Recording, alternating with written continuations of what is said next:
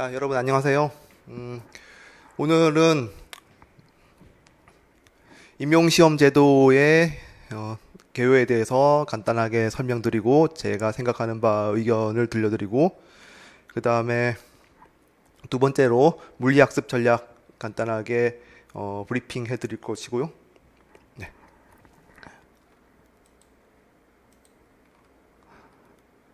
그리고 1년 동안에 함께하게 될 커리큘럼에 대해서 설명드릴 거고 4번은 학원 광고인데 이거는 건너뛰려고 합니다. 네. 자, 먼저 임용시험 제도에 대해서 책자를 바탕으로 말씀드릴게요. 일단 보시면 교육학이 한 문항 논술형으로 20점짜리 문제가 나오게 되고 그 다음에 우리가 1년 동안 같이 하게 될 거는 여기 전공 시험에 전공 A형, 전공 B형을 하루에 두 번에 나눠서 2교시, 3교시에 나눠서 보게 되고요. 이때 전공 시험은 A형과 B형이 무슨 특별한 문항의 범위나 유형의 차이가 있다기보다는 약간 분량 정도의 차이가 있고요. 그 다음 보시면 기입형, 다시 말해서 단답형이 4문항 8점, 2점짜리가 4문항 나온다는 얘기인 거죠. 그리고 3교시에는 기입형이 이번엔 또 2문항으로 줄어요. 2문항에 4점. 그러니까 단답형보다는 서술형 문항이 위주로 나오게 되는 거죠. 그래서 여기 점수를 보시면 총 100점 만점에 교육학 논술형 교육학 문항이 20점 차지하고 있고 나머지 80점 전공에서 이제 여기서 교육학이 즉 물리교육이나 과학교육론에 관련된 문항이 25%에서 35%, 그 25%에서 35%라고 하지만 35%까지 나오는 거는 많이 못 본 것 같아요. 교육학이 한 4분의 1 정도를 차지하고 나머지 75에서 65%, 즉 이 80점 중에서도 한 60점 정도의 배점이 이제 전공 물리학 문항만 묻는 문항이 되겠죠. 자, 그렇게 물리학만 묻는 문항 중에서 보시다시피 자, 교육학 문항이 기입형으로 나오진 않아요. 기입형으로 나오는 거는 이제 교육학을 제외한 순수 물리 문제가 나오게 되고 단순한 지식을 묻는 단답형 문항이기 때문에 배점이 그렇게 크지 않습니다.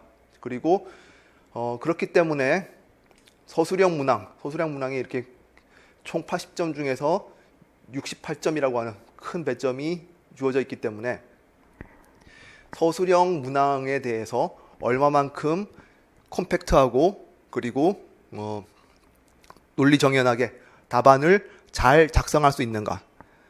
제가 생각했을 때는 어떤 문항 난이도가 대단히 높은 문항이 출제된다고 보기는 어렵기 때문에 서술형 문항에 대해서 얼마만큼 컴팩트하고 논리 정연한 답안을 잘 작성할 수 있는가. 서술형 문항의 당락이 많이 좌우된다고, 서술형 문항의 답안 작성에 당락이 많이 좌우된다고 봅니다. 자, 그 다음 보시면 자, 그리고 제2차 시험은 제1차 시험 합격자를 대상으로 실기 실험 평가와 교수 학습 지도안 작성 그리고 수업 실현 교과 적성에 대한 심층 면접 등으로 구성이 되는데요. 이거는 이제 물리학 교과 학습하고는 저하고는 저하고 상관이 없다기보다는 저하고 같이 하는 부분이 아니고 여러분들이 저희 수업과는 별도로 준비하시는 부분이 되겠죠. 다만 여기서 말씀드릴 것은 이 실기 실험 평가하고 교수 학습 지도안 작성, 수업 실현 등의 제2차 시험에서는 여기 보시다시피 지역에 따라서 어떤 시험 과목이 추가되거나 변경되는 지역이 있고 그것에 대해서 반드시 여러분들이 확인을 하셔야 됩니다.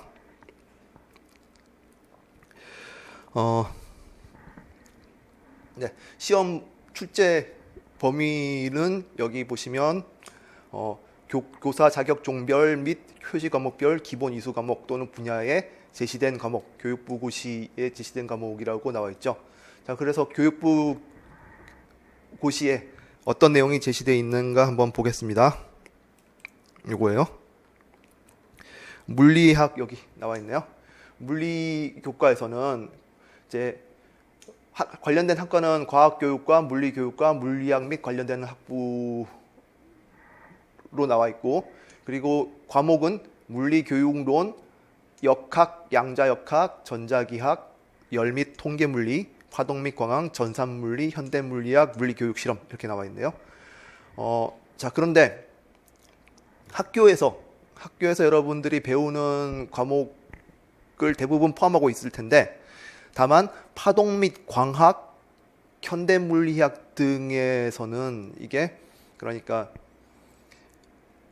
어떤 특정한 전공 과목을 의미한다기보다는 여기 보시면 일반 물리학이 빠져 있죠. 일반 물리학. 일반 1학년 때 다들 공통으로 배우는 일반 물리학이 빠져 있는데, 사실상 여러분들이 학교 이제 교사가 돼서 가르치게 되는 내용은 일반 물리학 수준을 그렇게 벗어나지 않잖아요.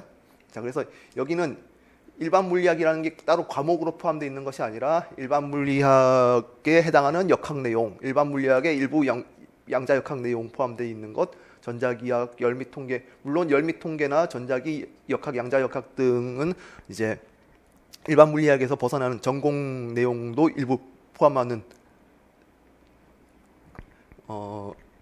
과목들이고요. 그렇기 때문에 그리고 나중에 우리가 문항에 나와 지금까지 출제된 문항들을 놓고 그 문항들이 어떤 과목에서부터 어떤 수준으로 나왔나를 가만 들여다보면 일반 물리학의 비중이 그래도 상당히 크다고 보입니다. 일반 물리학의 비중이 크고 그래서 그 중에서 이제 일부 소위 말하는 4대 역학, 고전역학, 양자역학, 전자기학, 그리고 열 및 통계물리 또는 통계역학에 포함되지 않는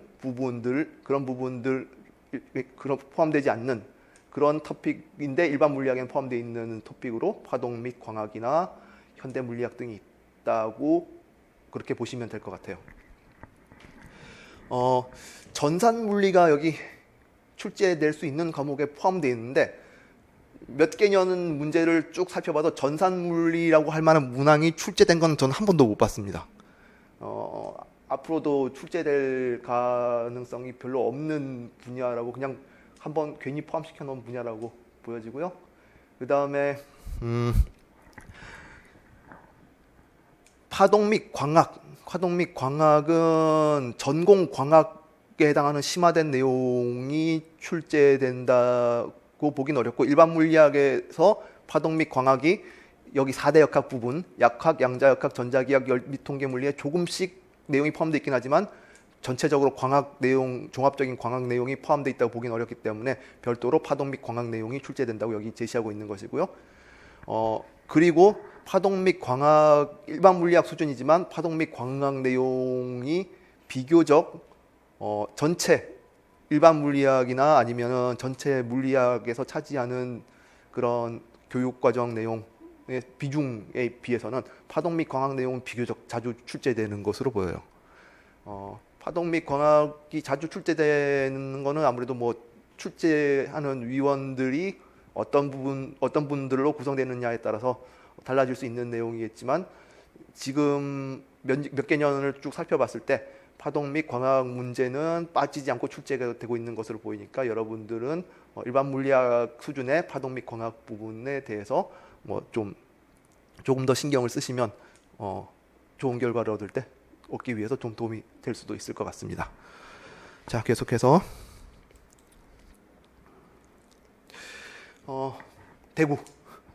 대구 지역에서는 아까 말씀드렸다시피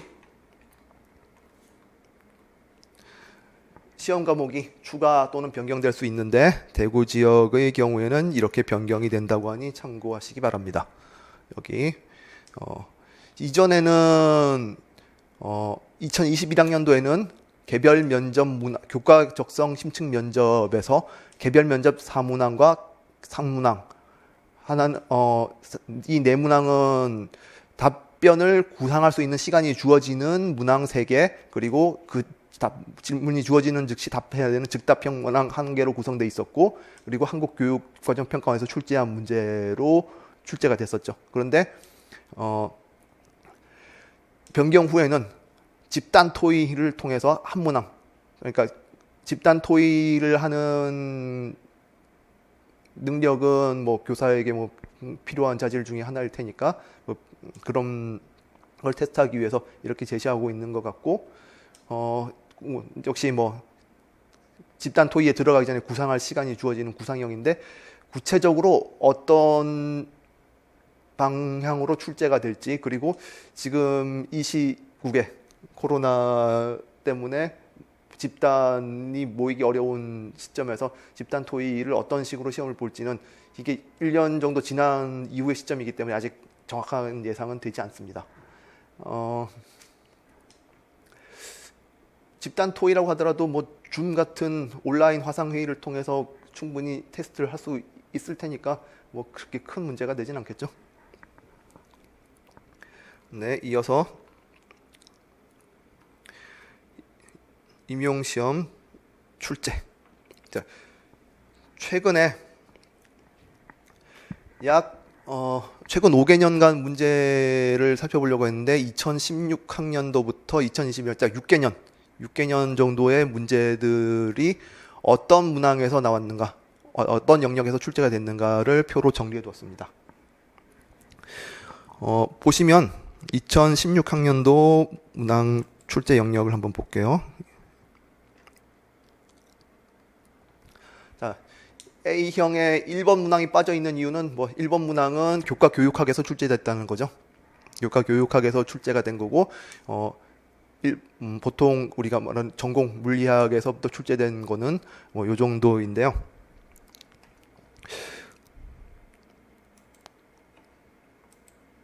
자, 문항 수를 보시면 이 정도 A형에서 총 14문항 정도가 출제된 거겠죠. 그리고 B형은 7문항 출제가 된 것으로 보이는데 7문항 내지 8문항이었을 거예요. 자, 그런데 여기 출제된 범위를 보시면 제가 일반 물리학으로 아까 우리가 봤던 요 표하고는 다르게 제가 분류를 해놓은 거는 일반 물리학 수준의 문제와 그 다음에 일반 물리학보다 더 전공에 해당하는 전공 과정 물리학에 해당하는 문제들을 따로 분류를 해놨어요. 그러니까 이게 역학 문제긴 하지만 일반 물리학 수준에서 해결할 수 있는 문제는 일반 물리학으로 분류를 해놨습니다. 그리고 보시면 물론 일반 물리학 가장 쉬운 문항, A형의 가장 앞부분 문항은 당연히 일반 물리학에서 나오겠죠. 자, 일반 물리학이 하나, 둘, 셋, 넷, 다섯, 여섯, 일곱, 여덟, 아홉 문항 정도? 그러니까 일반 물리학 영역에서 절반 정도가 출제된다고 보시면 되고, 그 다음에 일반 물리학은 여러분들이 배우고 익혀서 그리고 곧 교사로 현장에서 가르치셔야 하는 내용과 오버랩이 많고, 반면에 전자기하학이나 양자역학, 열및 통계, 자, 뭐 열및 통계에서 바른틀 모둠, 또 뭐 양자역학에서 스핀, 자기장, 상호작용, 각운동량 이런 것에 대해서 여러분들이 중고등학교 교과과정 배우는 학생들한테 수업을 해야 될 일은 없을 거예요. 하지만 물리학을 전공한 사람으로서 이 정도의 소양을 가지고 있어야 된다라고 하는 차원에서 전공과정의 문제들이 이렇게 이 정도 출제가 되게 되는 거죠.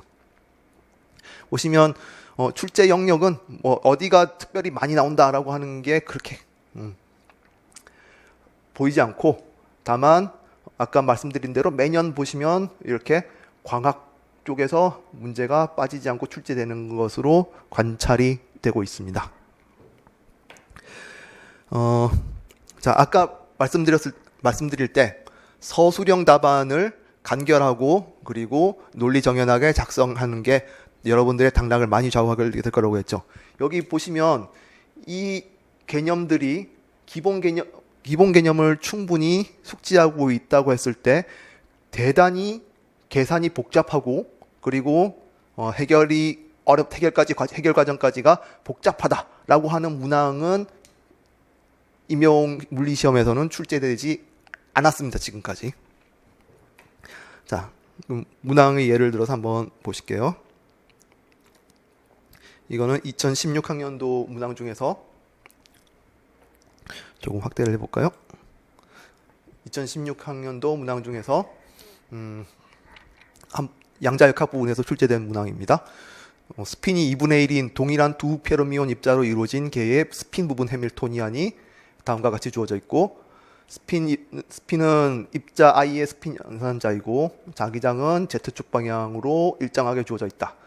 두 입자계의 파동함수를, 자, 파동함수 또는 상태 벡터를 공간좌표의 고유함수와 그리고 스핀 연산자의 고유함수로 곱으로 나타냈을 때 공간좌표의 고유함수가 이런 대칭 성질을 만족하며, 그리고 스핀 상태는 스핀 해밀토니안의 규격화된 스핀 고유 벡터이고 고유값은 ES로 주어진다. 자, 이때 카이 스핀 고유 상태하고 그리고 에너지 고유값을 각각 구하라 라는 문제가 주어져 있죠. 그리고 이때 스핀 고유 상태는 각각의 스핀 연산자 S1과 S2의 Z방향 고유 상태에 곱으로 나타낸 그런 베이시스의 선형 결합으로 나타내고, 그때 MI는 2분의 1 또는 마이너스 2분의 1이다. 자, 이런 충분한 정보가 주어져 있어요.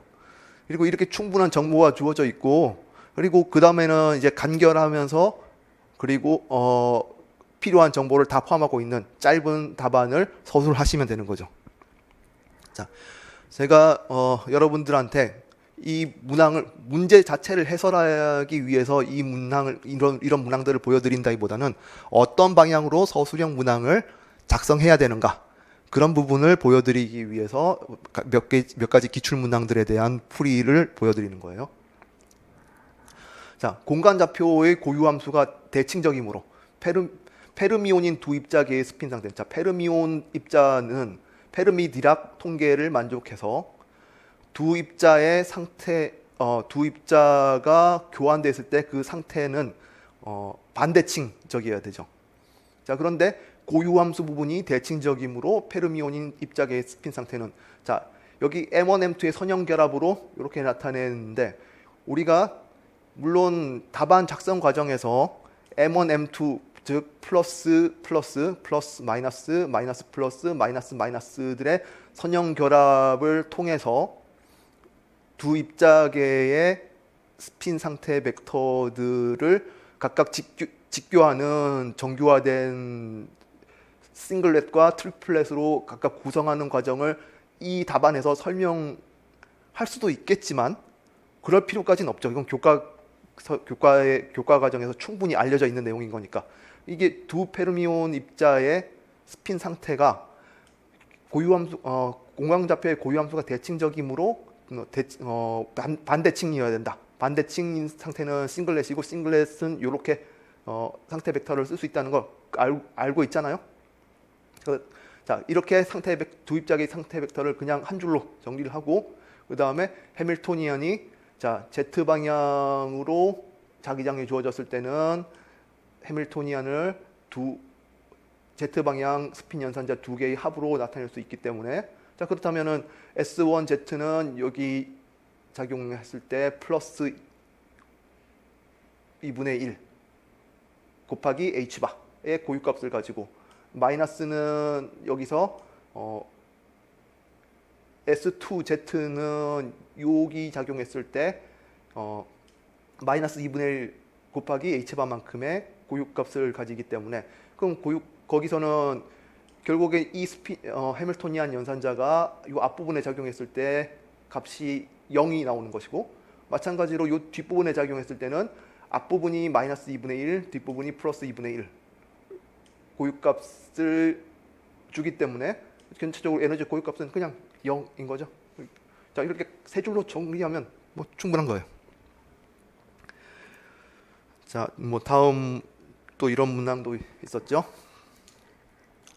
동일한 광원에서 나온 두 개의 평면파가 거울에서 반사돼서 서로 다른 경로를 지난 후에 요점 P에서 중첩이 되는 모습입니다.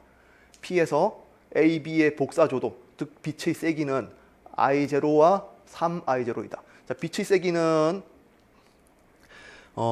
전자기파에서 전기장 부분의 크기의 제곱과 비례하죠. 자, 그래서 복사조도가 I0, 3I0라는 얘기는 전기장 크기의 진동하는 전기장 크기의 최대값이 각각 E0라고 했을 때 여기서는 그놈의 루트 3배가 된다는 얘기예요. 그런데 광원이 결 어긋난 광원인 경우에는 P에서 중첩된 파동 복사조도를 I1이라고 하고, 결 맞은 광원인 경우에는 P에서 위상차 없이 중첩된 파동의 복사조도가 I2라고 했을 때 I1과 I2를 구하라. 자, 다음 페이지 보시면 답안은 이렇게 정리하시면 될 것 같아요. 자, A의 전기장 크기를 최대값 E0라고 할 때 B의 전기장 크기 최대값은 루트 3 E0이다. 복사조도의 세기로부터 이런 결론을 끌어낼 수가 있는 거죠. 평광과 파장이 같은 A와 B가 P에서 위상차 파이로 중첩된다고 할 때 위상자 도표를 이용한다는 것은 이 크기가 E0하고 루트 3 E0인 두 전기장 벡터가 각도 파이를 이루면서 더해졌을 때, 그러면은 거기는 이제 제2 코사인 정리를 적용하든지 해서 우리가 이렇게 두 중첩된 전자기파의 위상차가 파이일 때의 두 중첩된 전자기파의 크기 최대값의 제곱을 구할 수가 있겠죠. 그럼 4 플러스 2 루트 3 코사인 파이 E0 제곱이 되고, 결 어긋난 광원에서는 위상차가 마구잡이이기 때문에 이 코사인 파이에 대해서 마구잡이인 위상차 때문에 평균을 내면 이 두 번째 항이 캔슬돼서 평균적으로 E제곱이 4E0 제곱. 따라서 이 경우는 복사조도는 4배, I0의 4배가 된다. 위상차가 파이는 0으로 중첩되는 경우는 코사인 파이의 값이 1이 되니까 4 플러스 2 루트 3배, I0의 4 플러스 2 루트 3배가 된다. 이렇게 정리하면 깔끔하고 뭐 군더더기 없는 답안이 되는 거죠. 이렇게 앞으로 여러분들이 공부하면서 저렇게 서술형 답안을 정연하게 깔끔하게 정리하는 방법을 집중적으로 연습을 하셔야 돼요. 많은 학생들이, 이공계 학생들이 그냥 수식만 몇 줄 적을 줄 알고, 그리고 답안을 저렇게 서술형 답안을 제대로 정리하는 연습이 많이 안 돼 있기 때문에 그 부분에서 점수를 많이 까먹거든요. 자, 2017학년도에 출제됐던 문제도 보시면 일반 물리학의 비중과 그 다음에 나머지 전공 물리학의 비중이 비슷한 정도로 출제가 되고 있고, 그리고 여기도 보시면 여기도 광학 문제가 하나 나오네요. 광학 문제가 나오고 있고, 그 밖에 여기도 화동 광학 문제가 나오잖아요. 광학 문제는 비교적 빈출이 돼요. 자, 그리고 그 밖에는 되게 균형 잡힌 출제가 이루어지고 있다고 보입니다.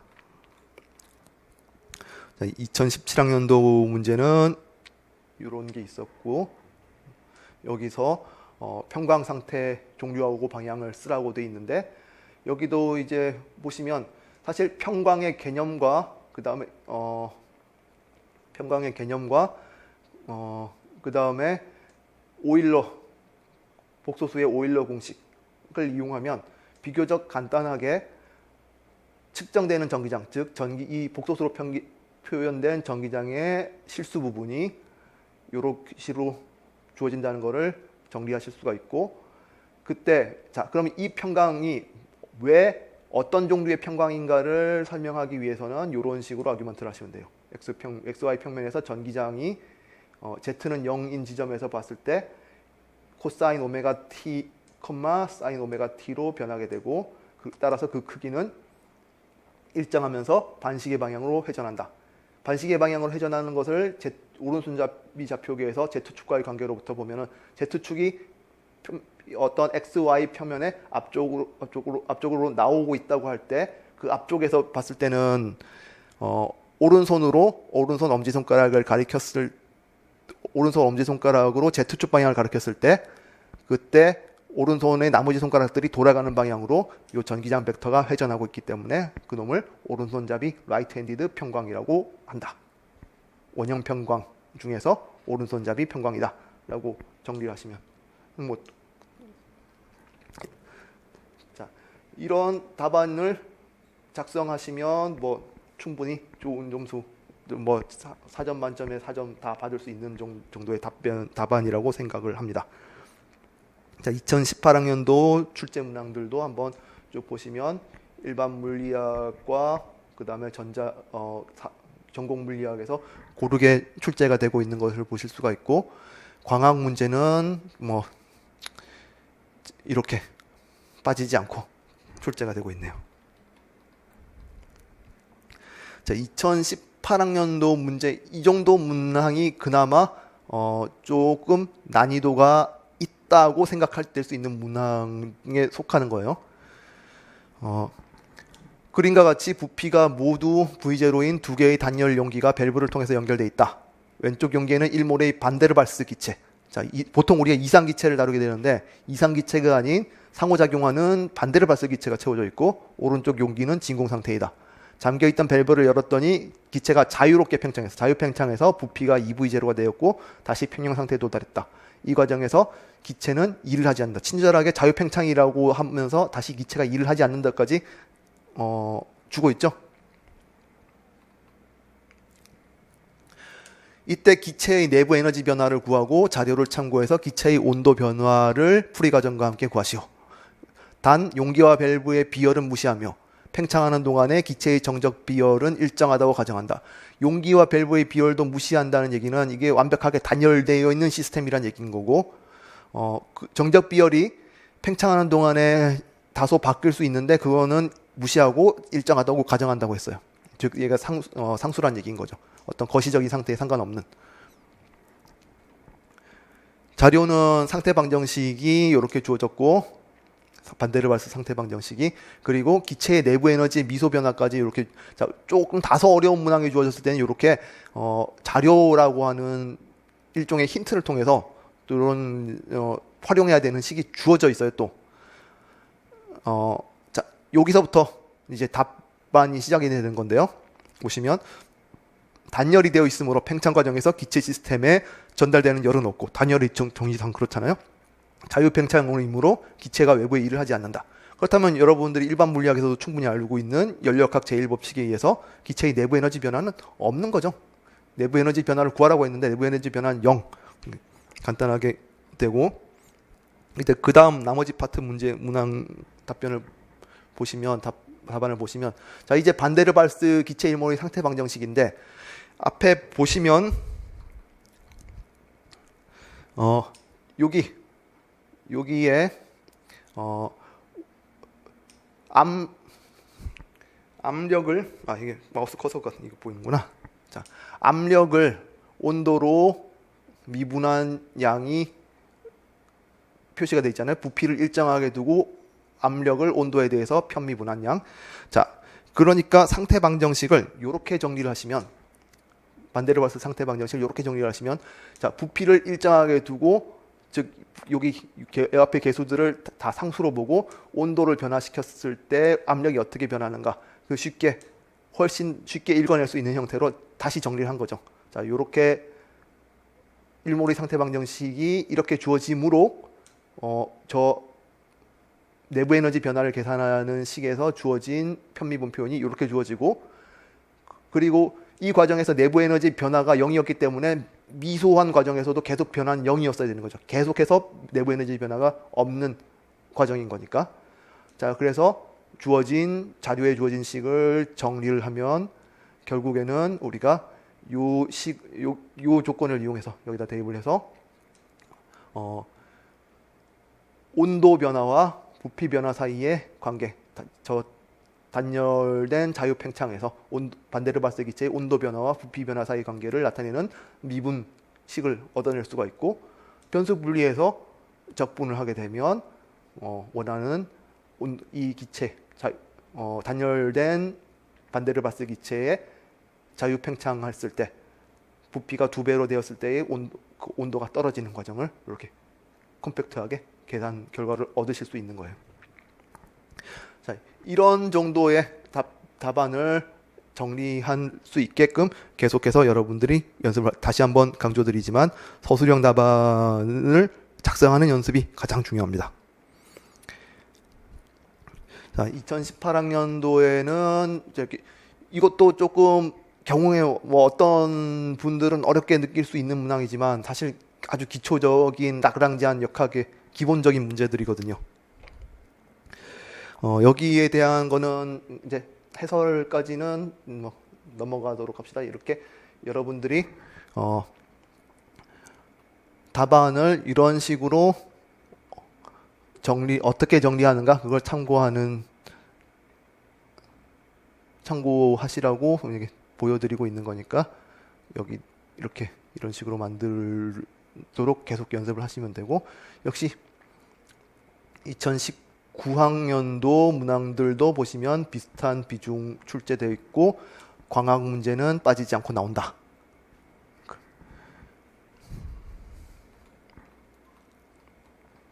자, 2020학년도부터는 약간 문항 구성에 조금 변화가 생겼어요.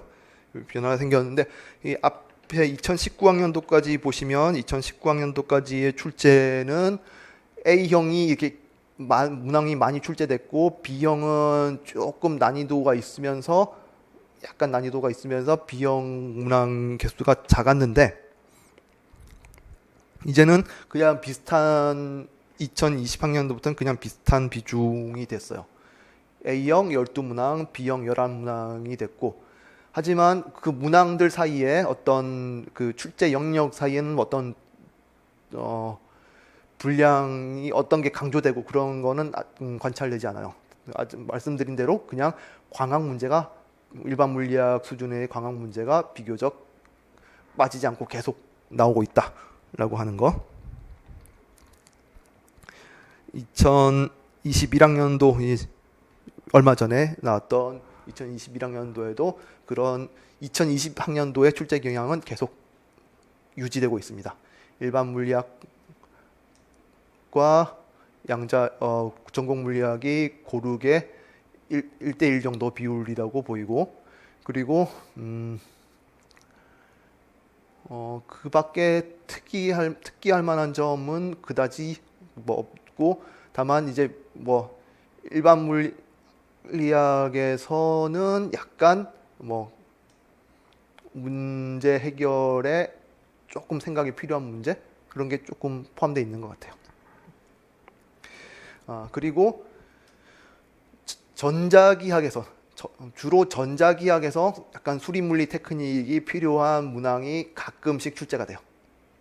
여기서 수리물리라고 하는 거는 이제 어떤 경계 조건을 놓고 편미분방 정식의 해를 구한다든지 하는 그런 종류의 문제인데, 다만 그 수리물리 테크닉을 사용한다고 하더라도 어떤 굉장히 복잡한 계산이 요구된다기보다는 기본적인 데이터가 수리물리 식들이 주어져 있고 그 주어진 식을 활용하는 기본 개념 체크하는 정도의 문제이기 때문에 이 부분도 여러분들이 충분한 예제 개념을 숙지를 하면 어렵지 않게 해결할 수 있을 정도의 문제들이 나오게 됩니다. 2021학년도에는 이런 양자역학 문제가 나왔었어요. XY 평면에서 반지름이 일정한 원궤도를 따라 운동하는 입자의 규격화된 파동함수는 이렇게 주어지고, 이때 입자의 각운동량 성분 LZ를 측정했을 때 0과 마이너스 2H바가 나올 확률을 각각 구하시오. 풀이는 심지어 LZ의 규격화된 고유함수가 주어져 있고, 자, 이 규격화된 고유함수에 해당하는 그런 고유값들이 나올 확률을 구하는 거잖아요. 자, 그렇기 때문에 주어진 파동함수를 규격화된 고유함수들의 중첩, 선형 결합으로 표현하면 되는 거예요. 자, 이렇게 오일러 공식도 친절하게 주어져 있고 규격화된 고유함수도 주어져 있기 때문에 사인 파이를, 자, 이 규격화된 고유함수가 이렇게 지수함수 형태라는 거를 보고, 그러면 사인 파이를 이렇게 지수함수 형태로 오일러 공식을 이용해서 정리해서 규격화된 파동함수에 대입을 하면, 대입을 해서 다시 정리를 해보면 이제 여기 나타나는 E의 플러스 EI 파이, 0, 1, 그리고 E의 마이너스 EI 파이 등이 각각 요 규격화된 고유함수하고 비례하는 거죠. 그래서 여기 규격화된 고유함수와 나머지들의 곱으로 각 항들을 분해해서 쓰면은 바로 이 표현으로부터 각각에 해당하는 확률 진폭, probability amplitude를 다 저절로 이 표현만 놓고 보면 바로 읽어낼 수가 있고, 그렇기 때문에 자, 따라서 m은 0일 확률 진폭은 여기 m은 0인 고유함수 앞에 계수 확률 진폭을 통해서 루트 3분의 2, m은 플러스 2일 확률 진폭은 플러스 2면은 여기죠. 마이너스 루트 6분의 1. 그리고 각 운동량이 0과 플러스 2 제곱으로 측정될 확률은 각각 확률 진폭의 절대값 제곱인 거니까 3분의 2와 6분의 1. 그리고 보시면 6분의 1, 3분의 2, 6분의 1. 확률의 합이 1이라고 하는 그 규격화 조건도 맞춰져 있죠. 그러니까 답변이 그렇게 뭐 서술형 답안이라고 해서 어렵게 길고 장황하게 작성하는 것도 아니고, 그렇다고 수식만 적어서 하는 것도 아니고, 이렇게 기본 원리에 충실하게 그리고 컴팩트하게 그 흐름을 따라갈 수 있도록 이렇게 작성을 하실 수 있도록 여러분들이 1년 동안 공부를 하시면 되겠습니다.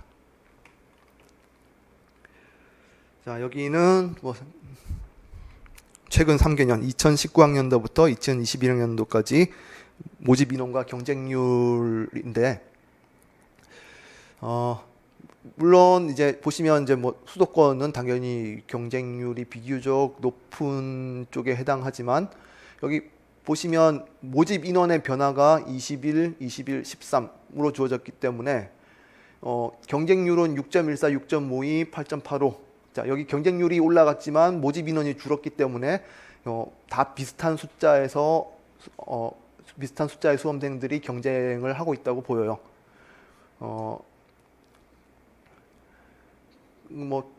여기 모집 인원과 경쟁률에서 그렇게 크게 특이할 만한 부분은 없는 것 같고, 그냥 여러분들이 각각 지원하시고자 하는 또는 거주하시는 지역에 모집 인원과 경쟁률이 여기 표에 나와 있으니까 그냥 참고만 하시면 될 것 같습니다.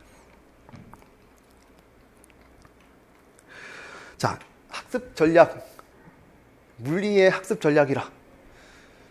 저는 이것에 대해서 좀 다소 어떤 특별한 왕도가 있다라고 생각하지는 않아요. 그래서 간략하게 말씀드리면, 일단은 2021학년도 임용시험 출제 경향, 그 이전 출제 경향도 다 마찬가지인데 어떤 대단히 새로운 유형 문제가 출제되지는 않더라고요. 일반 물리학에서는 조금 난이도가 있는 것으로 평가될 만한 문항들이 나오는 경우가 있지만, 계산이 복잡하거나 개념이 복잡하게 얽혀 있다기보다는 어떤 한두 가지 개념을 정확하게 적용하면 해결할 수 있는 문제들이 대부분이고, 그 다음에 고전역, 소위 말하는 4대 역학, 고전역학, 전자기학, 양자역학, 열미통계와 같은 보다 그 전공 과정에 해당하는 문제에서 출제된 문항들은 기본 개념을 확인하는 수준에서 많이 벗어나지 않아요. 특별히 굉장히 어렵고 실제계에 가까운 시스템에 적용하는 문항이 출제되는 일이 거의 없어요. 그렇기 때문에 여러분들이 어떤 책을 공부를 할 때 그 연습 문제 수준에서 특별히 어려운 문제 그런 거 골라서 푸실 필요가 없는 거죠. 특별히 어려운 문제를 골라서 푼다기보다는 이제 본문에 나오는 이그젬플과 그것의 변형 문제 정도를 충분히 연습하시면, 그리고 그 문항들을 바탕으로 아까 보여드린 것처럼 서술형 답안을 깔끔하게 정리할 수 있도록 공부를 하시면 될 것 같습니다. 아까 계속해서 반복해서 말씀드렸듯이 일반 물리학 영역에 해당하는 광학에서는 전체 범위에서 차지하는 분량에 비해서 조금 빈출되는 경향이 있으니까 그 부분은 참고하시기 바랍니다. 자, 비슷하게 말씀드린 내용이 겹치는데 일반 물리학에서는 그래도 문제 유형이 조금 변형이 일어날 수 있고 비교적 다양하게 출제될 수 있기 때문에 기본 개념을 익힌 다음에는 여러 종류의 문제를 그래도 많이 풀어보는 것이 학습 전략일 것이고요.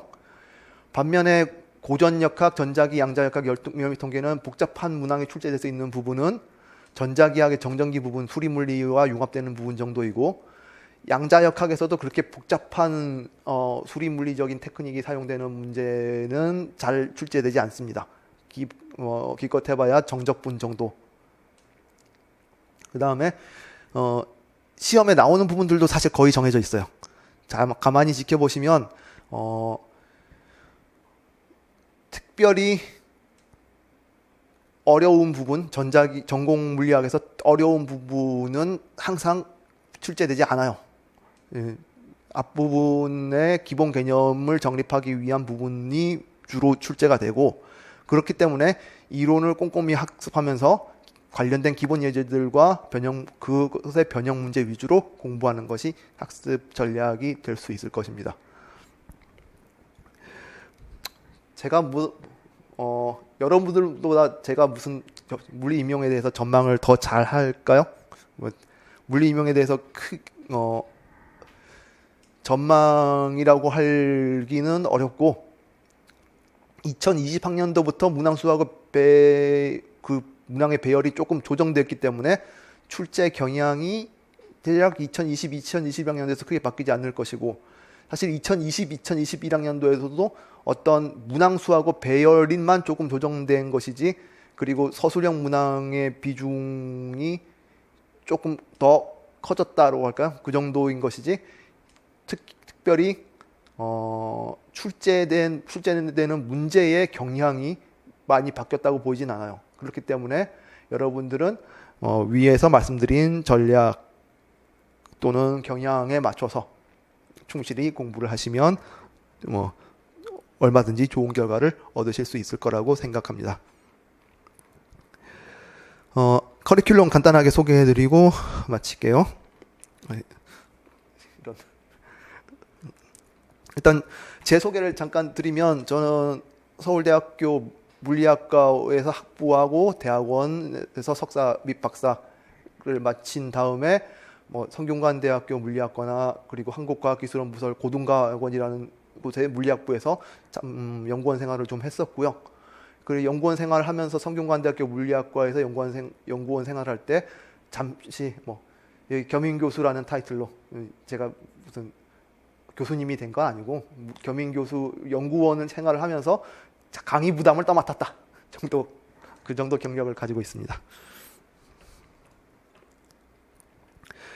네, 커리큘럼은 대략적으로 1, 2월 달에는 문제풀이 중심으로 일반 물리학을 리뷰하게 되고요. 일반 물리학 정도 내용을 가지고, 사실 일반 물리학만 가지고도 1년 커리를 끌고 갈 수도 있는 거잖아요. 그렇지만 여러분들이 시험을 준비하는 분들이지, 어떤 일반 물리학부터 그 학교에서 수업을 듣는 학생들 대상 수업이 아니기 때문에 문제풀이를 주로 중심으로 하고, 그리고 문제풀이에서부터 기본 원리를 많이 강조를 해서 개념을 정확하게 익힐 수 있도록, 그래서 간간히 이런 개념은 이렇게 정리하는 게 좋다라고 하는 정도의 이론 정리를 포함해서 문제풀이를 하게 됩니다. 할리데이로 그 유명한 일반 물리학 책이 메인 교재가 될 거고, 그리고 할리데이와 그리고 갑자기 교재 이름이 생각이 안 나네.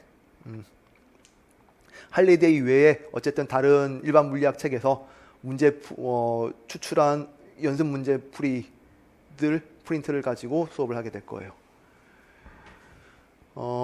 그 다음에 고전역학, 전자기, 양자역학, 열미통계 이 커리큘럼을 제가 좀 비교적 길게 잡아놨는데, 그렇게 커리큘럼을 길게 잡은 이유는 여기서는 기본 개념을 확립하는 것이 비교적 중요하기 때문에 문제풀이 중심으로 수업을 한다기보다는 기본 개념 해설을 주로 할 거죠. 그러면은 상당한 시간이 그래도 소요가 될 것이기 때문에 비교적 길게 4대 전공 물리학의 커리큘럼을 잡아놨습니다.